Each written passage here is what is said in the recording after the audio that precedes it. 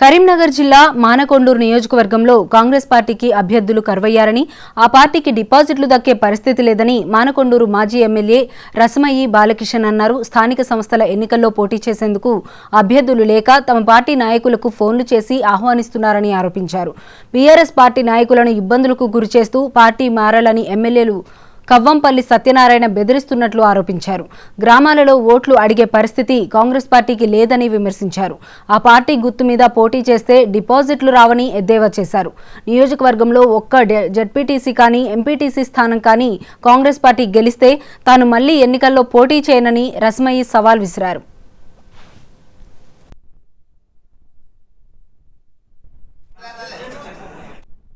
నాకు ఈ మధ్యనే మన డ్రగ్స్ తీసుకుంటున్నావా ఏంది?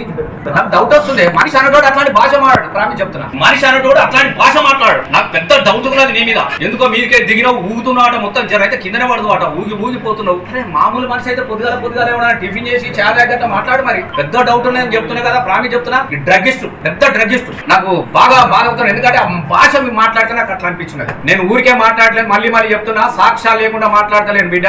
ఇది కూడా గుర్తుపెట్టుకో. నువ్వు మాట్లాడిన ప్రతి మాట ఉన్నది నా దగ్గర.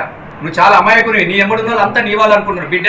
నీ ఎంబడున్న వాళ్ళు 90 మంది నా వాళ్ళే, గుర్తుపెట్టుకో. కేవలం పవర్ కోసం వచ్చిన వాళ్ళు కొంతమంది మీకు అవకాశం కోసం చూస్తారు, మామూలు కాదు. అసలు నిన్ను తలుసుకుంటే నాకే భయం వేస్తుంది. నేను ఎట్లా దొక్కుతారో ఓటర్లు అనేది చాలా పరిశాలు ఉన్నాను. నేను చెప్తాను కదా, డిపాజిట్లు గుర్తుల మీద చేస్తే రేపు ఎంపీటీసీలు సరే, సర్పంచ్ల పరిస్థితి ఎవరెట్లుందో నాకు తెలియదు. కానీ రేపు నీ కాంగ్రెస్ కు మాత్రం ఏ ఊర్లో కూడా డిపాజిట్ వచ్చే పరిస్థితి కూడా లేదు.